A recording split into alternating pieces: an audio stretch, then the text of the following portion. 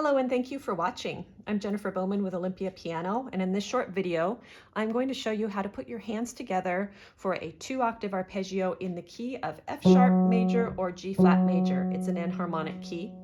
This video will be 2 octaves, and you can easily extend this technique to encompass 3 or 4 octaves. So the first thing we're going to do is we are going to find the notes of the F sharp major or G flat major arpeggio. It's an enharmonic key, which means that this key here can have 2 names. So it's do, mi, so can either be spelled F sharp, A sharp, C sharp, or G flat, B flat, D flat. So the music will look different, but the fingering, how it feels, and how it sounds will be the same. So before we begin, I'd like to acknowledge that this is one of the most difficult arpeggios, especially hands together, because we have to be so close in on the black keys, and the black keys are a lot thinner. So we really have to strive for accuracy in these black key arpeggios. So we're going to start by reviewing the fingering hand separately for each hand and locking it in with a technique called blocking. So the fingering for root position, right hand, 1, 2, 3. When I play this one at a time, I'm going to shift my hand slightly to the right. See this U shape right here? That's going to allow my thumb to move under more easily. Especially in this root position, we have this huge jump here. The third finger is quite far in. The thumb has to find the edge of that black key there. So curve a little bit towards the pinky, and then you're going to fold that thumb underneath. Feels very awkward. This is a little easier on the way down. Left hand fingering, you can have 2 options for the left hand here. You can either have 3, 2, 1. Left hand U shapes like this. Left hand has a small crossover compared to the right hand. Or left hand can have 5, 4, 2, 1.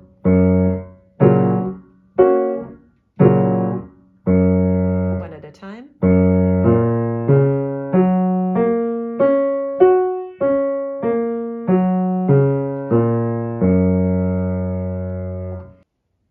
When we put our hands together, get them set up with a gentle U shape, angling towards the pinky.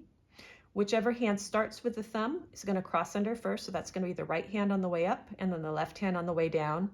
And then just take note of which hand is more difficult in each inversion, because that's where you want to put your focus. So in the root position, the right hand is more difficult.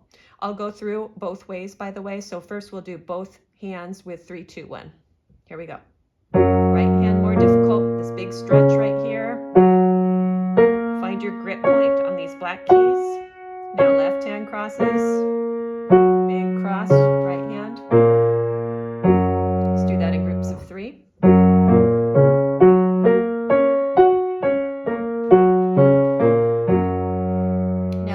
With finger 4, here we go. Big switch right hand. Left hand under. Groups of 3.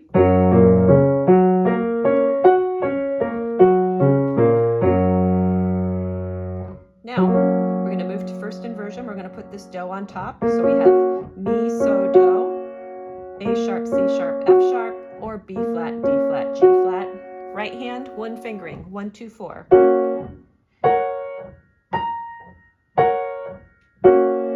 One at a time, smaller cross this time, but not easy. Left hand.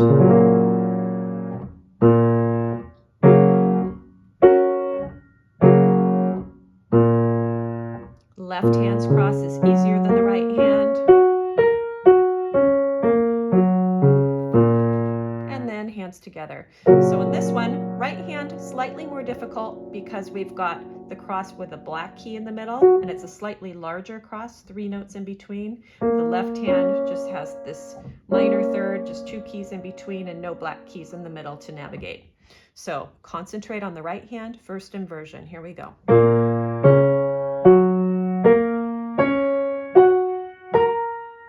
Left hand, faster.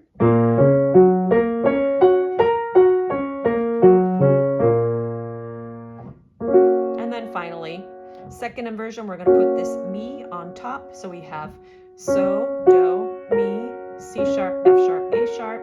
Right hand, 2 fingering options. You can have 1, 2, 3.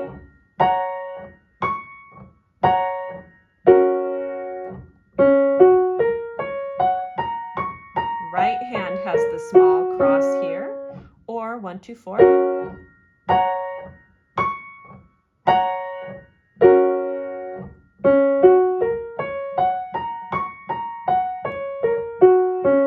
Left hand, 1 option. So left hand's 5, 3, 2, 1. The left hand's more difficult for this one because it has that large interval of a fourth. Big stretch right here. Now hands together. First we'll do 1, 2, 3 in both hands. Right hand under, left hand, big stretch.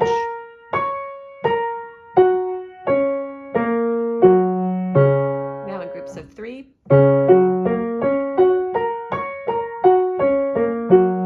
Right hand, 1, 2, 4. Here we go. Stretch under right hand, big stretch, left hand.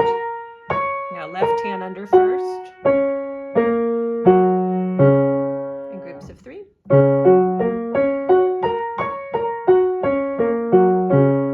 And then finally we're back to root position.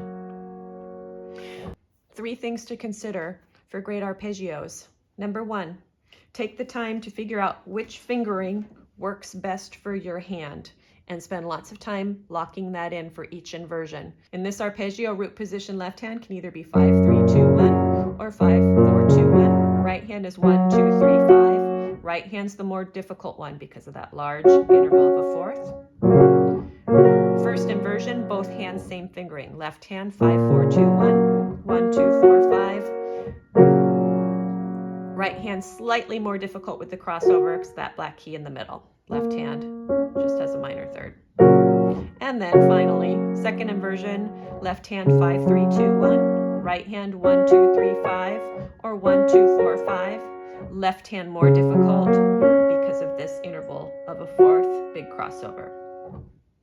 Item 2, allow your hands to gently curve towards the pinkies, creating these U shapes here for the thumb to gently fold under or the fingers to fold over. It's easier to do with a U shape than if you're straight and you're trying to do that.